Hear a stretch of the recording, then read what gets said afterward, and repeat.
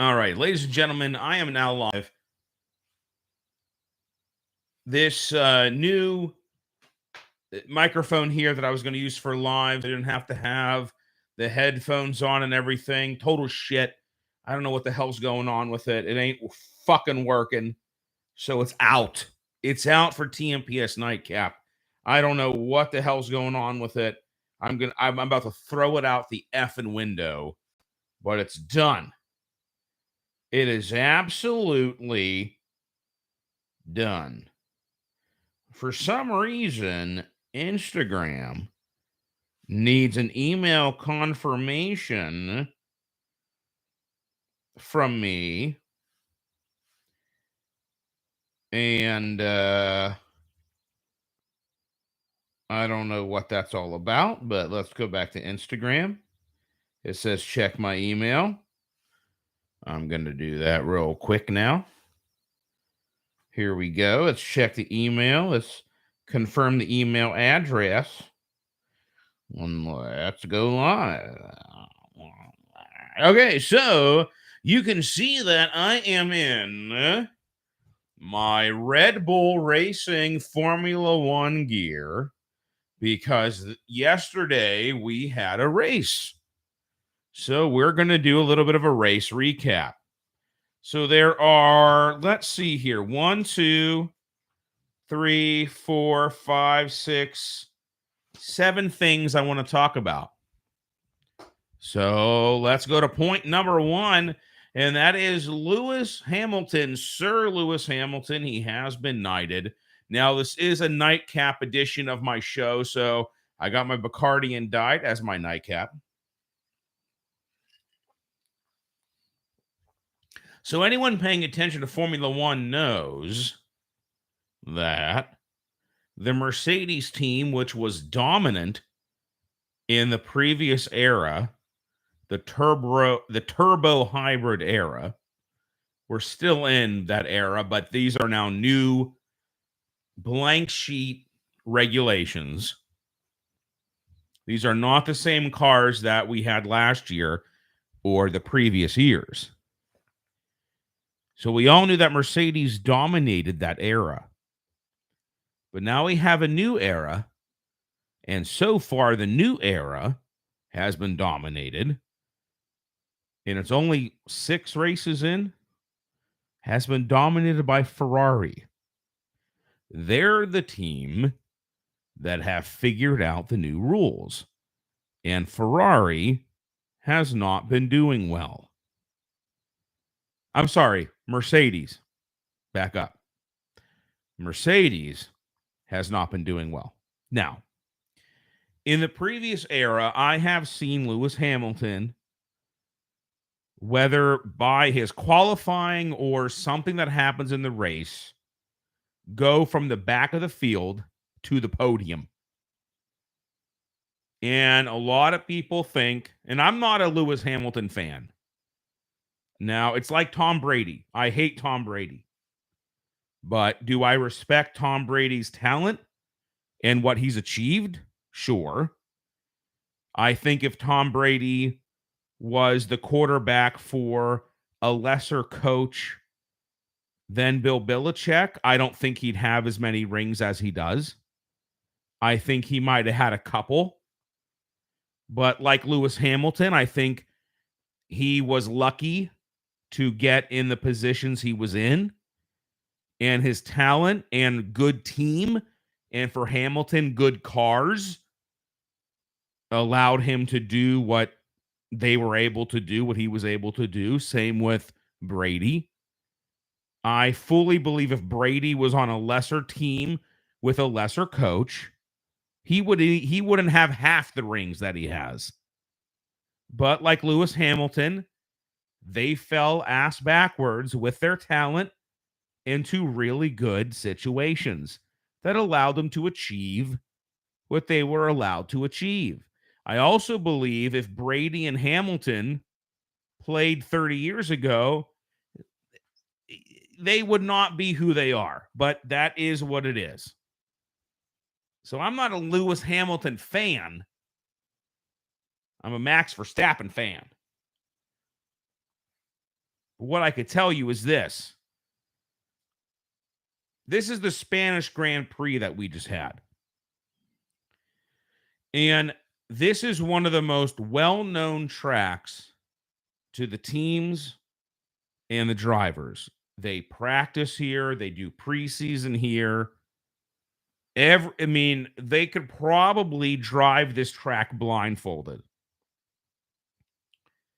So this was slated as when all the teams were going to bring their major upgrades for the start of the season, except for Haas. And Mercedes brought a lot of upgrades. And I'm going to explain in the next page here on my little tablet. Lewis Hamilton's race for the Spanish Grand Prix. This not only speaks to his talent as a driver, and I've seen him do this before. Let me tighten my mic. It was loose here. It was like almost going to fall off. This not only speaks to his talent as a driver, but Hamilton has been in this position before in this season and has not been able to do what he was able to do in this race. So this speaks to the improvements that Mercedes has made. Lewis Hamilton started P6, as they like to say in the Formula One world. Position 6, place 6. I don't know what P stands for.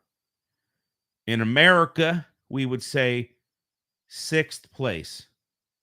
He starts P6. Spoiler alert, he finishes P5. Mike, that doesn't sound like that big of a deal. Over 66 laps, he gained 1 place. Good for him. Well, he was also voted driver of the day. Now, why? Only after gaining 1 position was Sir Lewis Hamilton, may I add. Sir Lewis Hamilton. Why did he get driver of the day? Well, let me tell you why. On lap number 1. Now, we all know lap number 1 can be a chaotic lap.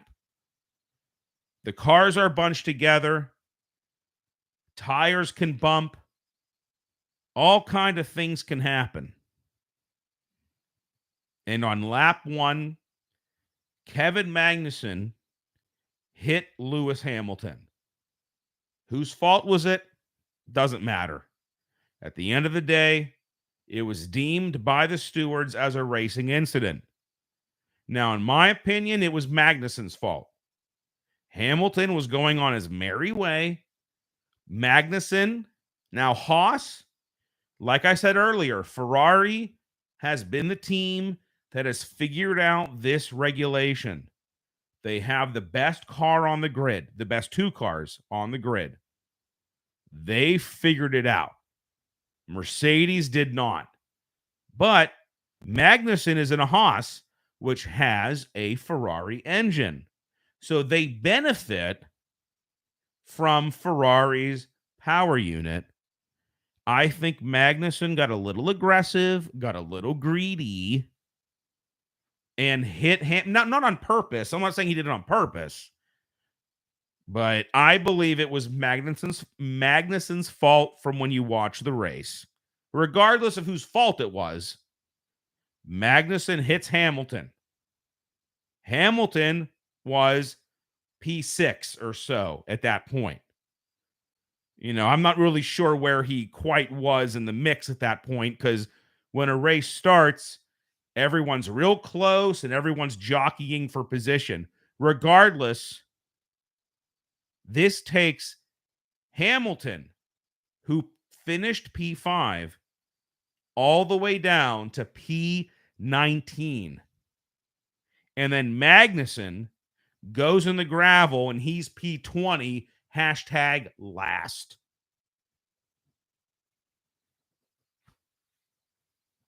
So, how does Hamilton respond to this? Hamilton has had a horrible season. Horrible. Just cannot figure out his car. Just I mean, this is a 7-time world champion.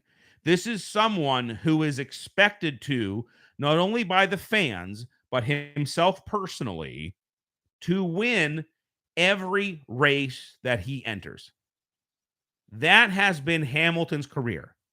Just like Tom Brady expects not only to win every regular season game, but every playoff game and every Super Bowl that he enters. That is the expectation of a level of athlete like Tom Brady, Lewis Hamilton, Roger Federer, whatever. That is the expectation. By lap 5. Okay, so I can't show it right now, but so I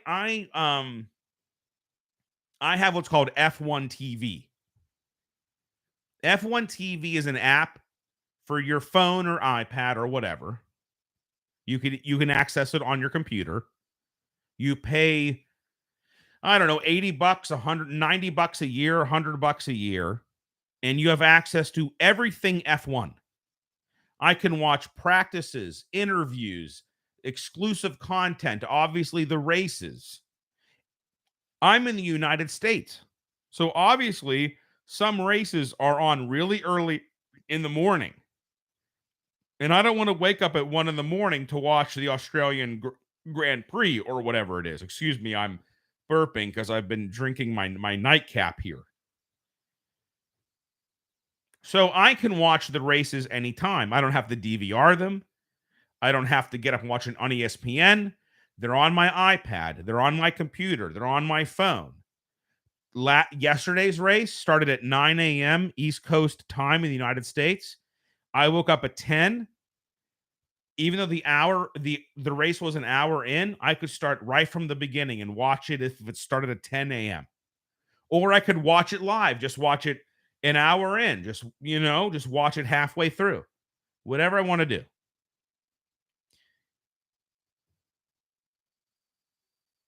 So I'm watching the race, right?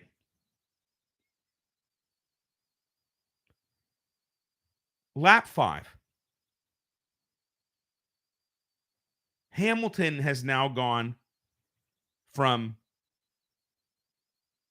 P6 down to P19. And on this app, you can watch the F1 TV feed, the world feed, which is what you'll hear on ESPN. You can watch the data. So the data is like all the different tire compounds per lap. It shows all their times per sector. And it has this little track down below. And it has little dots. And the dots are colored per the team colors. And it has their 3-letter, so Hamilton's HAM, Verstappen's VER, Leclerc's LEC. I have been live for 13 minutes and 40 seconds. I'm talking about Formula One. I'm in my gear. I told you I was going live. 10:30. But I started a little early because this microphone just is not cooperating. So I started early to try to get it to work how I wanted it to work, and it wouldn't work. So I switched to my other gear. So I started a little early because I was messing around with this microphone. So I was showing Jason earlier a screenshot. So like I said, you can watch on F1 TV, you can watch the F1 TV feed, the world feed, the data feed, and then you can actually watch the entire race just from one driver's perspective. So I decided just for fun to watch the data feed. So it has each driver listed, the tires they're using, and then the tire they're using is going per lap. And then on the other side, it has their time per sector. So you're seeing all the data, right? Yes, back to old school, Jay. because, this has really been pissing me off. I don't know why this microphone, which is one of the most used microphones in all of internet broadcasting, is not functioning for me. I'm going to go back to selling shoes. I'm sick of this shit. Shoes are so much easier. So I'm going way long-winded here. What I'm trying to say to you is that at the bottom of the data feed, there's a line, and the line represents I am a team principal. I'm taking Christian Horner's job. He better watch out, Jay. There's a little line that represents the track. And there's these little dots on the line. They represent all the drivers. And remember, this accident that Hamilton and Magnussen had, okay, happened on lap 1 when all the drivers are bunched up. So on this little line, his job does seem safe at the moment. Christian Horner, do you know this, Jason? Christian Horner has been the only team principal for Red Bull. He has been their team principal since day 1. There's never been another Red Bull team principal. It's only been Christian Horner. Through thick and thin. Winning or losing, they're like the Pittsburgh Steelers. We've had 3 coaches since the 1960s. Or maybe 70s. I'm not sure when Chuck Noll started. 3. Chuck Noll, Bill Cowher, Mike Tomlin. Oh, he's okay, 100%. Now, I think Max is going to stay with Red Bull forever. Well, for a very long time. First off, he has a long-term contract. But regardless of his long-term contract, I think he's going to be there a long time. But I agree. If for some reason Max jumped to, let's say Hamilton retires. Okay. Who has a clause? Max? Oh, well, yeah. I mean, I'm sure he has. I'm sure. But let's say Hamilton retires. And by the end of the season, Mercedes has fixed all their problems. And they want Max to, I'm sure he would jump. Max would jump. And then Horner would probably bail. Okay, so I'm talking about Hamilton right now. That's what we're talking about. So, Hamilton gets hit. He goes from P6 down to P19. Now, Mercedes has brought a lot of upgrades. They're hoping they fixed all of their problems. Okay. By lap number 5. So this little line at the bottom, Jason, remember I showed you a picture. A little line at the bottom that represents the racetrack. All the drivers are bunched up right here. And Hamilton is way back here. And you think Hamilton's done. You might as well just hang it up, dude. Well, at lap number 5, Hamilton says to the team, listen, our race has been fucked. Let's retire the car, save the engine. I am so far behind, there's no reason to even continue this race. You must understand, Hamilton sounds defeated. He's been defeated. Go on Formula One YouTube. Watch any interview with Lewis Hamilton. He sounds like he wants to kill himself. I'm sorry to say it. He hates his life. This is a person who is used to winning every race. And he's barely making it.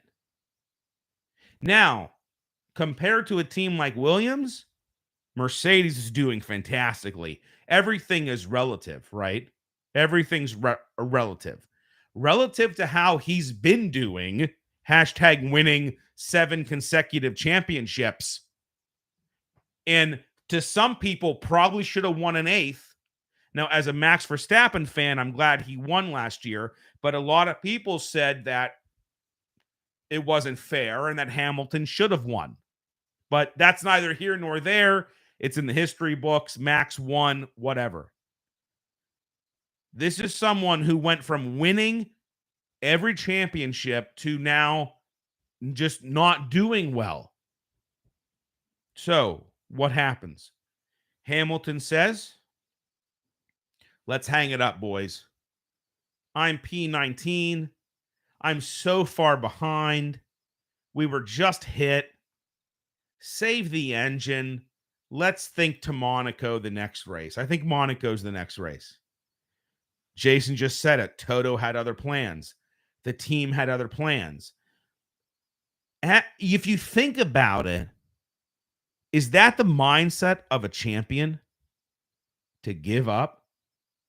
And that says to me how defeated Hamilton's mindset was at that point.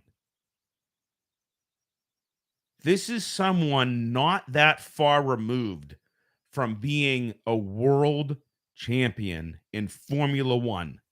People, there are only 20 drivers at one time. Out of 7 billion people, there are only 20 men who race in Formula One. The chances of being an F1 champion are as low as you could possibly get. And he wanted to quit. But the story's not over. Obviously, they come on the horn and they say, Lewis, head down. We think we get at least P8. Let's just keep racing. It's only lap 5 of 66. There could be safety cars. There could be all kinds of things that could happen. It could be red flagged. Who knows what's going to happen? It's only lap number 5, and Lewis already wants to quit. So we're going to zoom ahead here. Lap number 29. Hamilton not only gets the fastest lap, but he's now from P19 up to P14. Okay, that's not bad. P14. Lap 36. Hamilton is now 7 laps later, P7. P7. Now, lap 52, Hamilton, fastest lap again. Lap 56, Hamilton, fastest lap, and is now from P14 up to P6.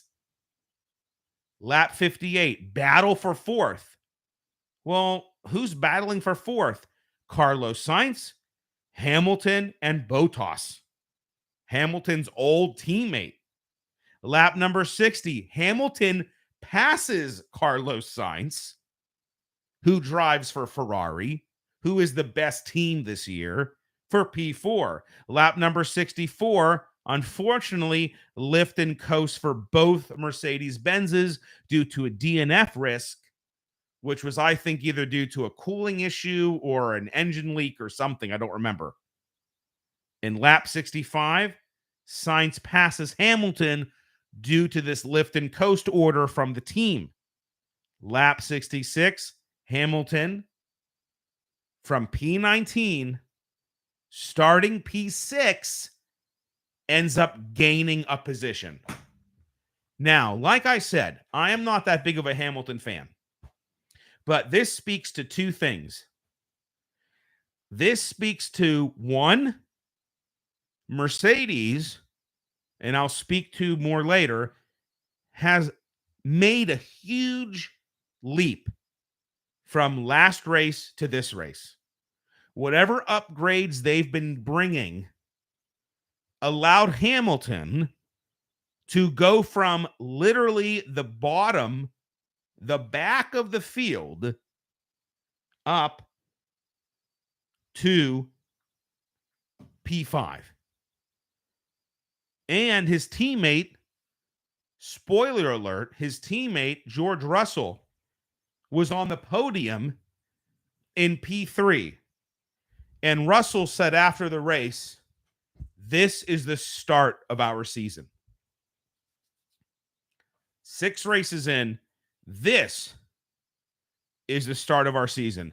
So this speaks to two things: the advances that Mercedes have made, plus the talent of Lewis Hamilton. This is how you can't deny what he's able to do. He is defeated. He wants to quit. He wants to retire. He wants to save the engine. The team says no, obviously. They think we can still get points because they've seen Hamilton do this before. We've all seen him do this before. He's way back, and somehow he just gets on the podium or gets top 5 or gets top 10. Yeah, never give up. Like Jason, to hear Hamilton, a 7-time world champion, want to give up at lap 5. It'd be like Tom Brady, first quarter. The other team scores 3 touchdowns. And Tom Brady goes, Bill, Coach Belichick, I don't really feel like playing anymore. I'm going to go in the locker room, put in the second guy. They've already scored 3 touchdowns on us. We're not going to make it. And then guess what happens? By the end of the game, Tom Brady, they got 52 points or some shit. It's incredible. I've never heard Lewis Hamilton this defeated. Have you ever heard a race car driver say, yeah, let's just retire and save the engine? The car's fine, but why even continue? What's the point? But guess what happened? Hamilton, being Lewis Hamilton and being in a car that is now somewhat competitive, because according to this race, he is dramatic. He is very dramatic. I was thinking about this. You said earlier, Jason, that him and Max are very dramatic, and it's true. But when you're driving 200 miles per hour down a straight, what is it? He will say stuff. Oh, okay. Well, that's a little different. I think that is strategic because they can hear each other's team radio. So I definitely think Mercedes plays mind games with other teams. So I definitely think that Lewis will say things like, my tires are done. I don't have any grip anymore. Yeah, and then drive 20 more laps on them. So I actually see that as more a manipulation of other teams than him being dramatic. Though there could be times where he is being dramatic. Oops, sorry. But I also see that as more as Mercedes being like playing mind games with like Red Bull and stuff. So it causes Red Bull to pit when they really don't need to, which allows Mercedes to undercut or overcut them or whatever the hell. You know what I mean? But I can also see how that could be a dramatic thing as well. But, all right, so before I go on to my Verstappen versus George Russell bit here, I was at this picnic yesterday, and so we were having a little meeting at this picnic about a car show.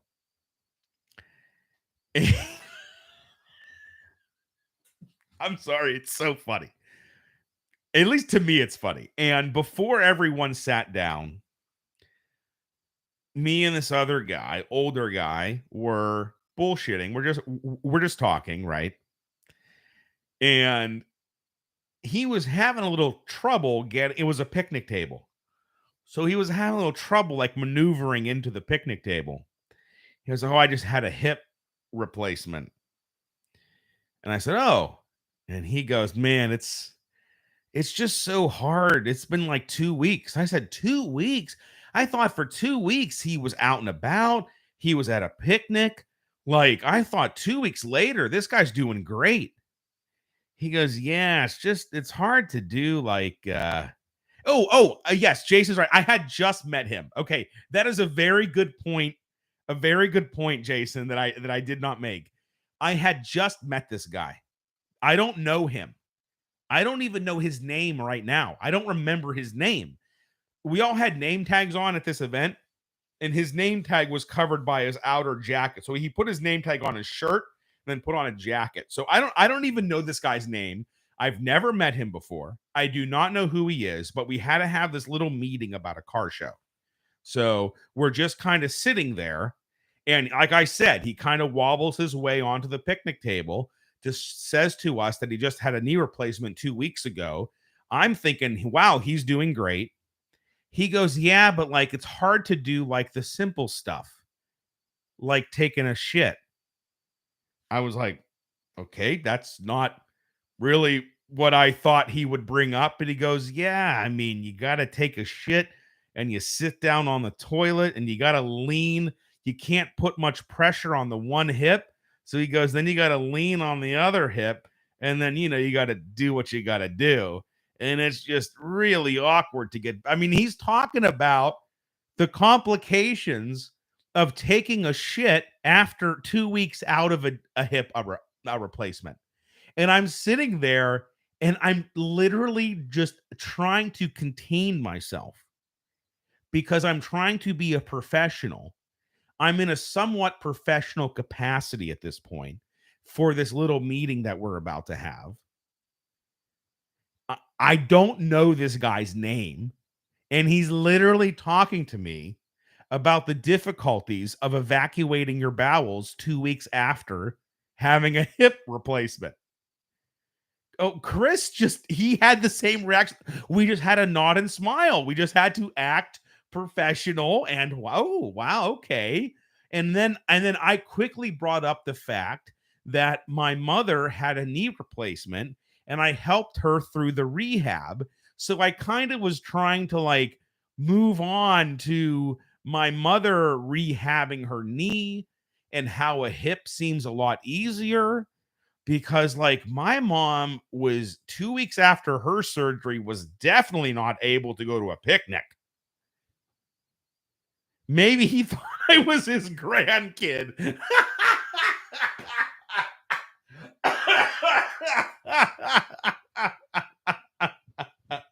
Maybe he was confused. I don't know. But I have to say something. I guess a hip is easier. I mean, 2 weeks after my mom's knee replacement, she was in really intense physical therapy. Really intense physical therapy.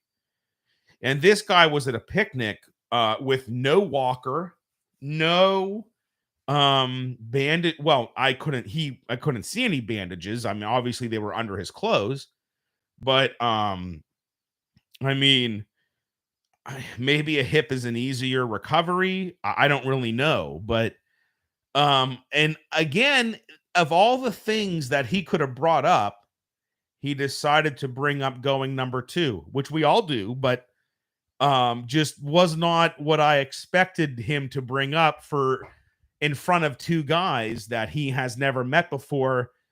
Nor also he kept calling me Chris and Chris Michael. So not only did he not know us, he kept calling us the wrong names. So this was a very you know what? This is what makes life great. This is what these are the things in life. No, he was not the magician, but apparently they did have a magician at this event. I did not see the magician. When they talked about the magician, I couldn't tell if they were joking or if they were serious about the fact that there was a magician at this event. But he was not the magician. Yeah, it's really something. Really something. So, going back to the 2022 Spanish Grand Prix, obviously Lewis Hamilton's performance was he was the driver of the day, probably the big highlight of the event. Just because of how much Mercedes was struggling and how much that now Hamilton had a car that could possibly go from the back of the grid due to an accident, due to a touch, and up to the top 5.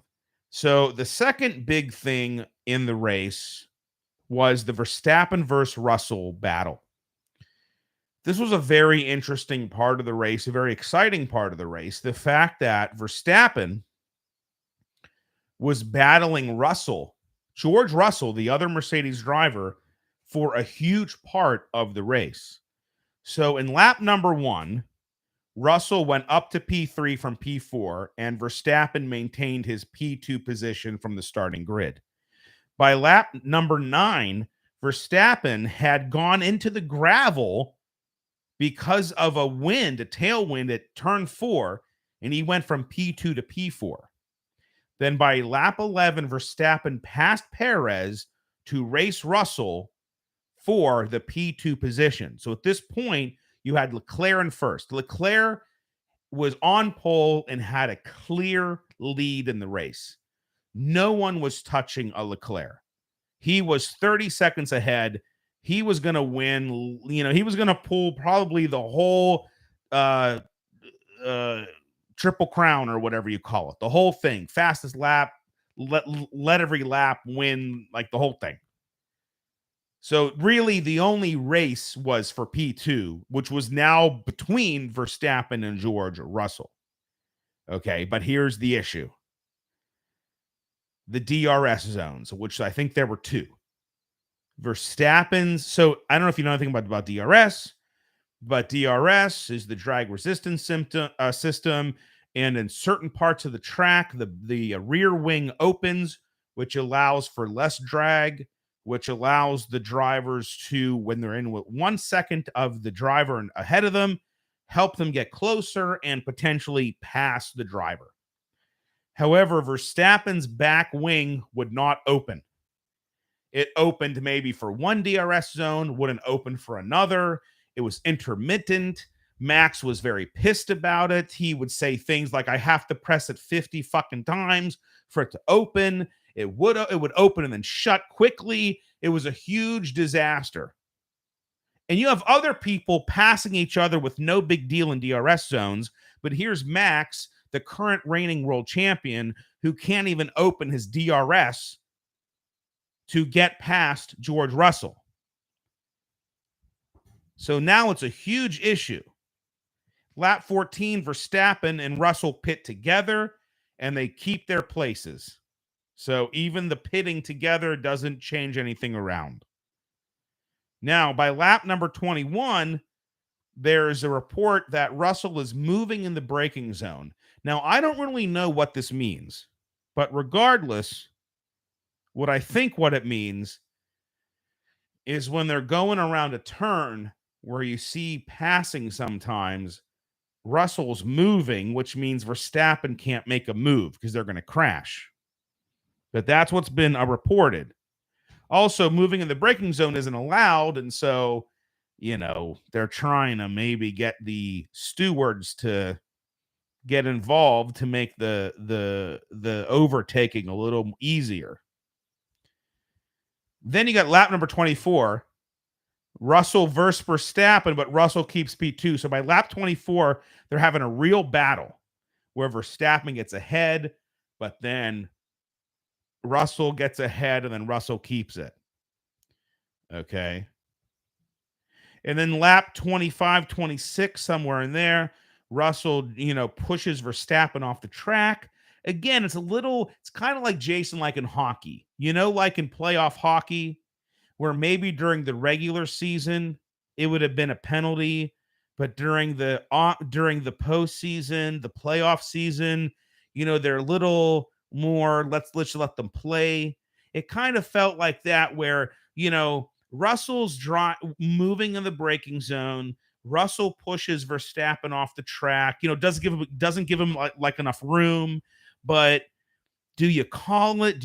Is it a racing thing? Is it just, so it's kind of like, it's, a lot of people, I think certain things happen on the track where it's like, it's just racing.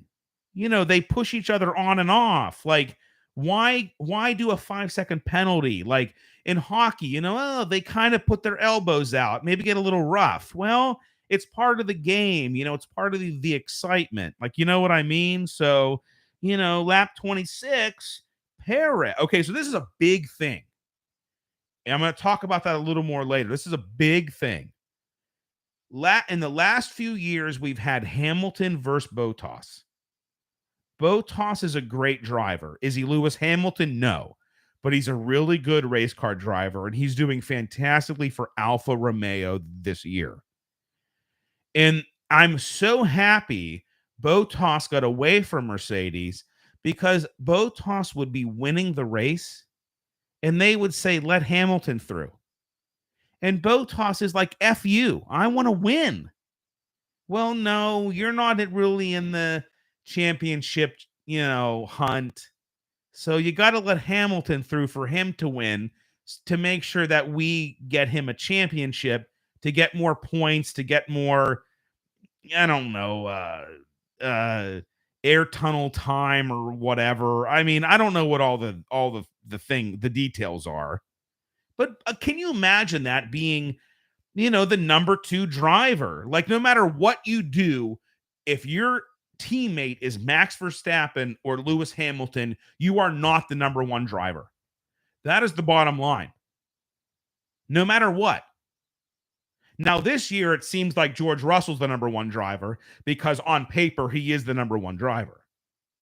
But he's not a 7-time world champion. Okay? He's not. George Russell might be doing better on paper, but he's not a 7-time world champion. And we're only on race 6. I think it's race 6. Out of 22. So, this is infancy of the season. Who knows what's going to happen for the rest of the year? Who knows? However, Perez gets on the horn and is like, listen, Max's DRS is not working. I'm on fresher tires. Max obviously can't pass Russell for whatever reason.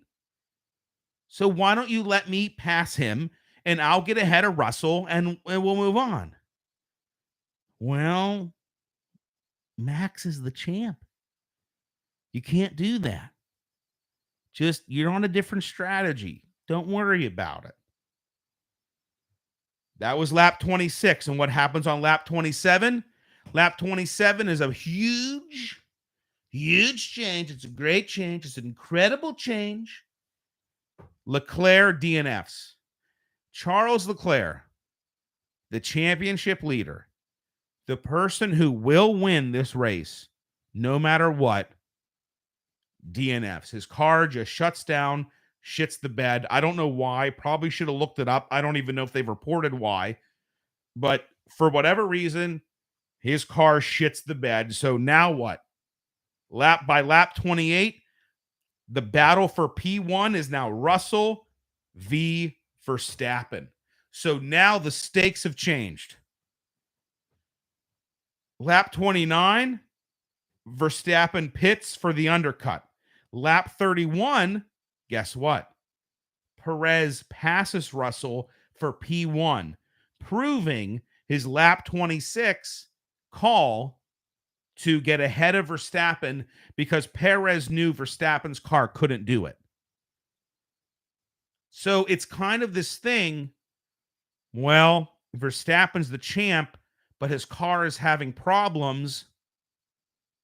We need to still win as a Red Bull team. Let's let Perez through. But because Leclerc's DNF, Verstappen pits for the undercut, Perez proves to the team and to the audience, to the fans, I can pass Russell on merit, on my fresh tires, on my working DRS for P1. Okay? Lap 32 now, Verstappen passes Bottas to get up to P3. By lap 33, Verstappen's got the fastest lap. By lap 37, Russell pits. 44, Max pits. 45, Perez takes the lead. Then guess what? Lap 47. What do you think Red Bull says to Perez? You're on a different tire strategy. if Verstappen is faster, you got to let him through. And Perez says, well, that's very unfair, but okay. Because Perez is a team player. He knows he can win the race. Lap 49, Verstappen takes the lead. Lap 54, Perez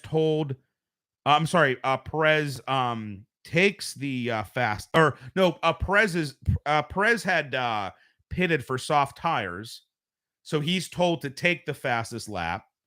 By 56, he does take the fastest lap. 10 laps later, you got Verstappen winning, Perez P2, and Mercedes's Russell in P3. And like I said, Hamilton ended up P5. So that was the battle between Russell and Verstappen. The thing is this, 3 races ago, there would have never been a battle between a Red Bull and a Mercedes. And that just shows you. And now Russell has finished in the top 5 every race. Russell is a phenomenal driver. I don't know what Russell has figured out with this Benz car compared to Hamilton. Some people say it's because Russell has been in a Williams, so he's been battling a shit car his whole F1 career. So now he has a shit car at Mercedes, so he's just used to battling a terrible car and gets a lot out of a bad car, where Hamilton's always been in a good car. He's never had to fight in a bad car. Russell has. But now here's the deal.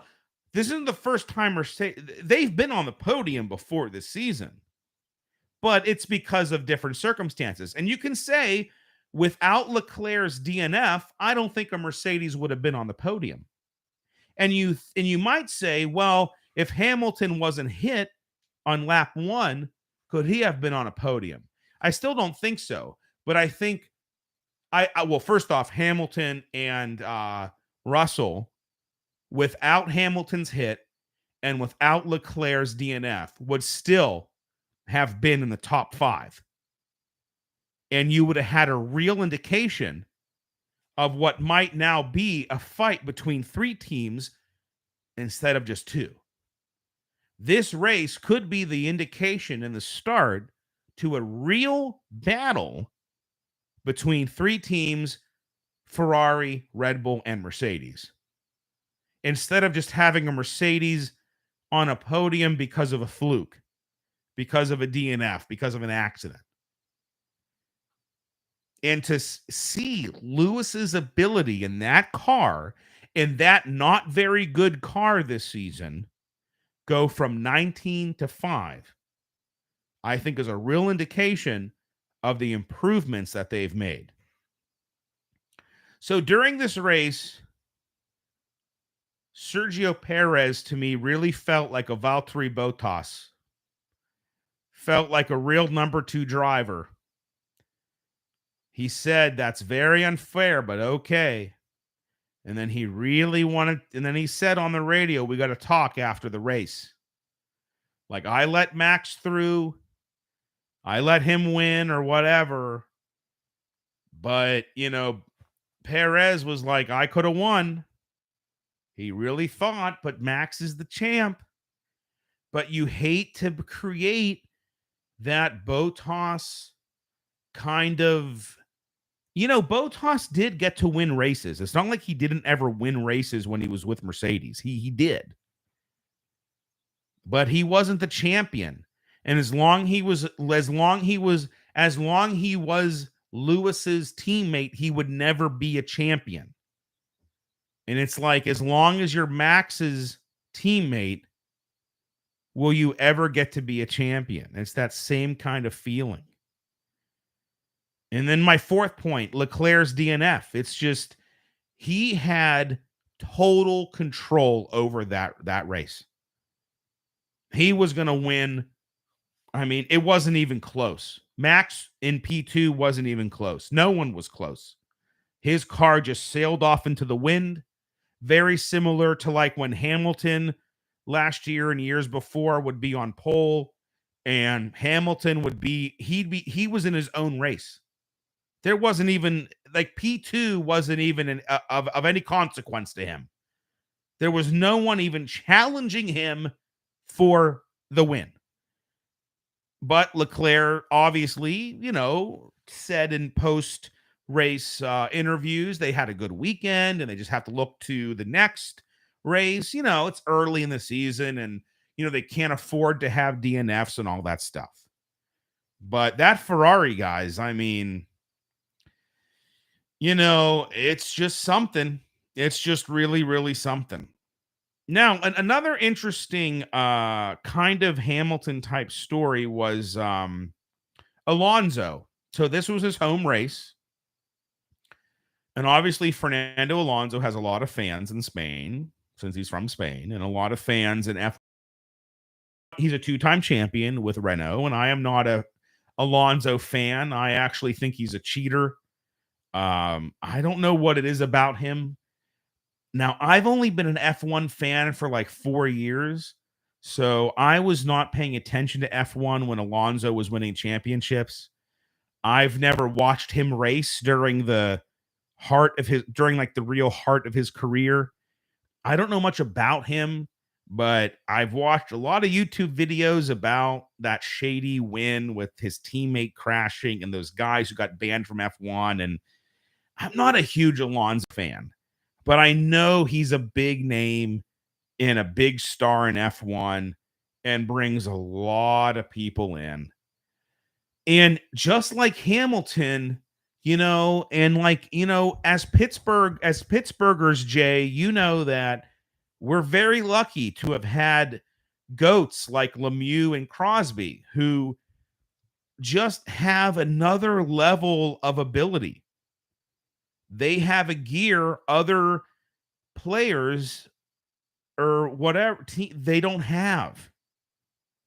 And when the Penguins need a goal, Crosby will find a way.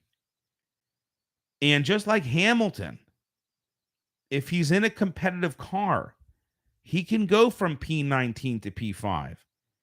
And you look at Alonso, this is a guy, he qualified P17, but I believe he got a new engine or something, and he started P20, back of the grid. And it's almost like, wow, I'm starting back of the grid for my home race. Well, by lap 35 of 66, he was in P10 in an Alpine. This is not a competitive car. This isn't a championship level car. They're not fighting for the championship win here as a constructor or their drivers.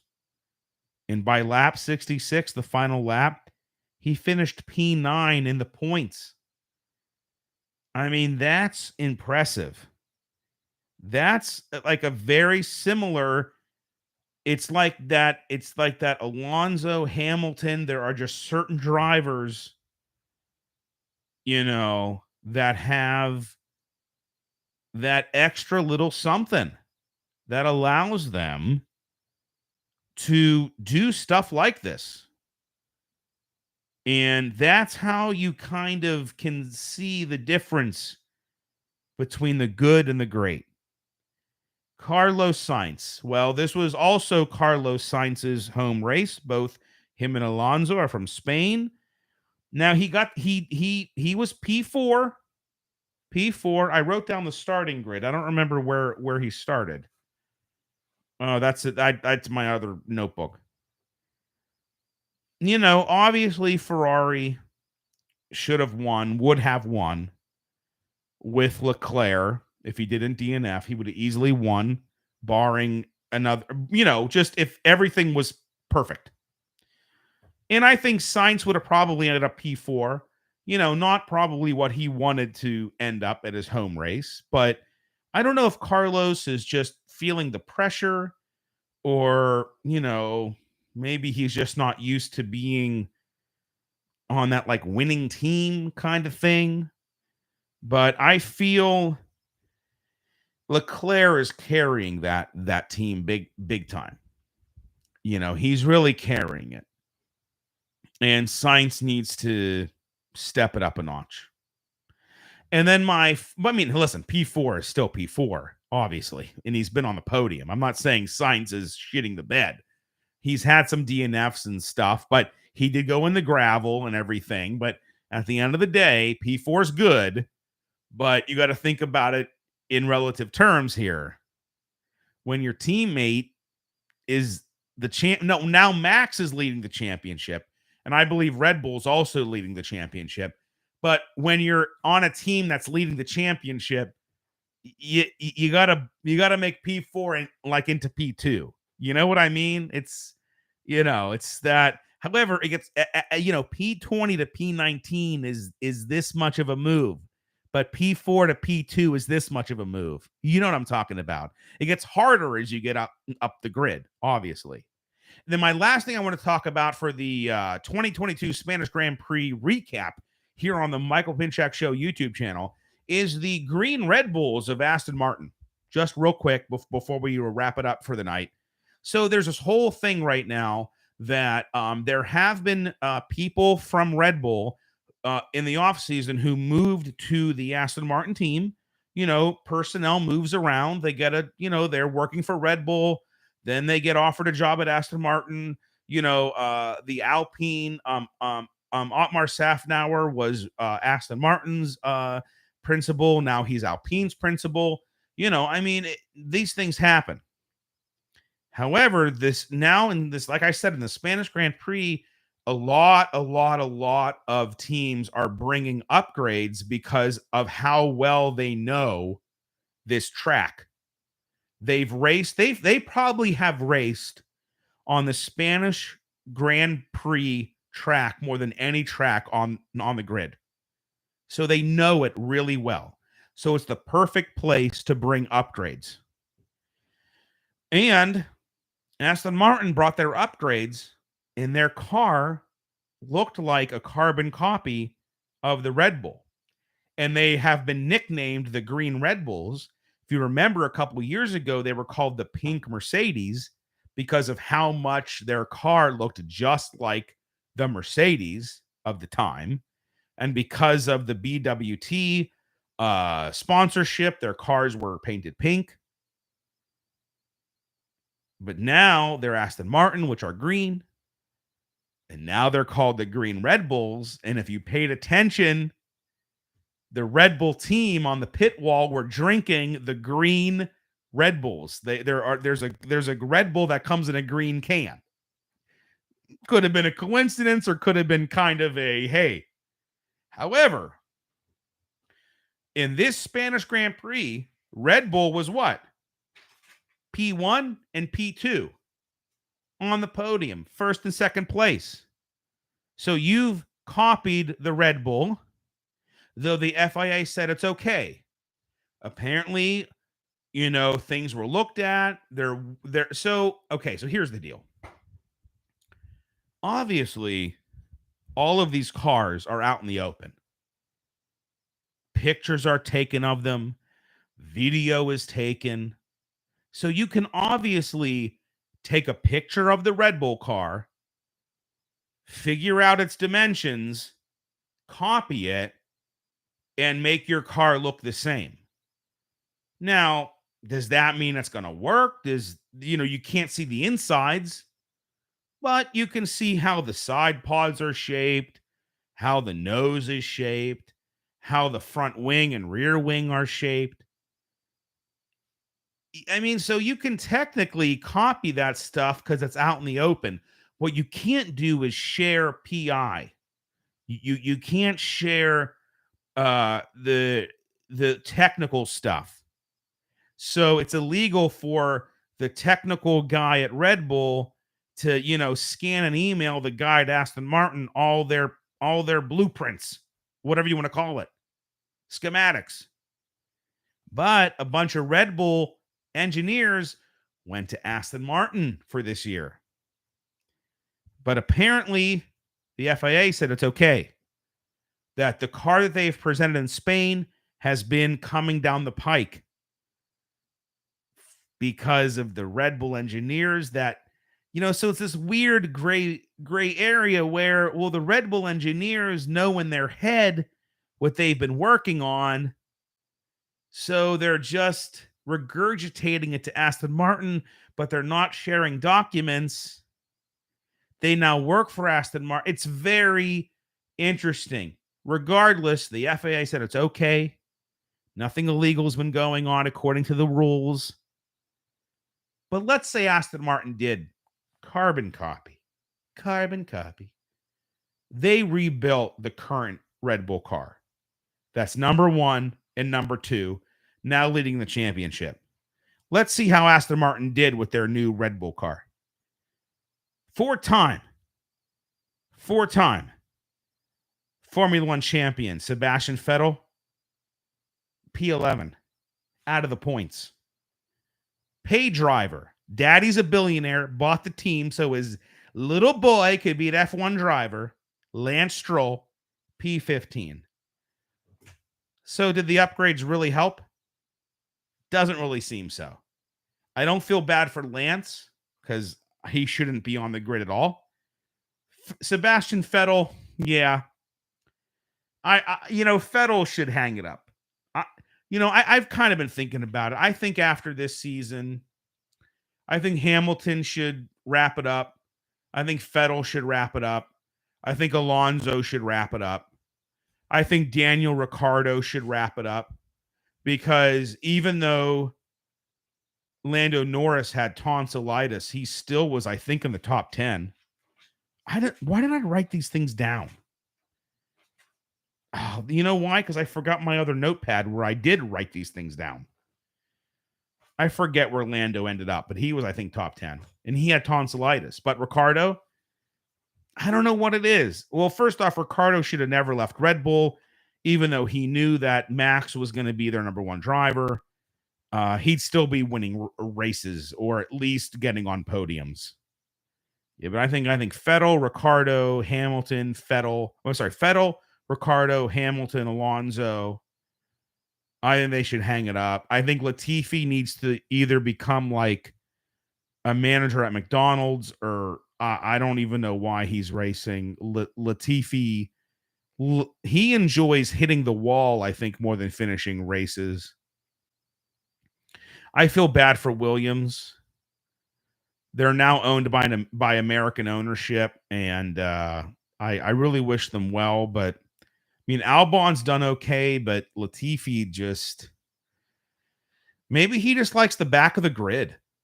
Maybe he's just comfortable back there. I don't really know. But I mean, Aston Martin not doing great. I really hope Andretti gets a team, and I don't mean. I hope there's an 11th team. I don't know if it's going to be next year, but I think 2026, I think there's another regulation shift. I think that's what they're gearing for, because coming in right now, it's like better to just start with like the new regulation. I think that's coming in 2026 than trying to squeeze in now. But I'm really hoping Andretti, which will be like Haas, an American F1 team. I hope with like an American driver. Like I'm really hoping. And I know Porsche and Audi want to get involved, but whether that's with Andretti or whatever, I think Porsche's been talking to Red Bull because of the Honda engine stuff, but I don't know all the details. I'm sure there's all kind of stuff out there. But I'm hoping Andretti. I mean, I think it'd be really great. Back in the day, there used to be like 24 cars on the grid, and I think like you had to qualify to be in the race. And when I see Williams and like Latifi just shitting the bed, like just being of no consequence, just being a back marker, just being someone who gets blue flagged every lap, like maybe we should only let the top 15 race. Or maybe if we get a few more teams, only the top 20 race. Like maybe we should have that again. Instead of just having these drivers that are continually lapped over and over. Like you need to qualify to actually race, not just qualify for your position on the grid, but qualify to actually start the race. Like you need to be this good Top 15 right now. Top bottom 5, don't even start the race. Not allowed. Why be out there? The only thing you're going to do is be a back marker. You're going to be blue flagged. That's all you're going to do. So why even start the race? But at the end of the day, red flags, crashes, safety cars. You always have every season that weird random podium where like Pierre Gasly wins because everyone else just shit the bed because it was raining or whatever. But I don't know. Just my thoughts. Guys, thank you so much for watching. We're going to say goodbye to Instagram Live and video, share video, share video. Okay, whatever. All right, guys. Thank you so much for watching on YouTube Live. This is Mike Papinchak from the Mike Papinchak Show. This was a recap of the 2022 Spanish Grand Prix, which was won by my guy, Max Verstappen. Go to tmpspodcast.com. Remember to like, share, subscribe, hit that bell on YouTube, comment, all that good stuff. Show your mom, your grandma, your aunts, your uncles. And Jason, thanks so much for your input. And we'll see you next time on the Michael Papinchak Show YouTube channel.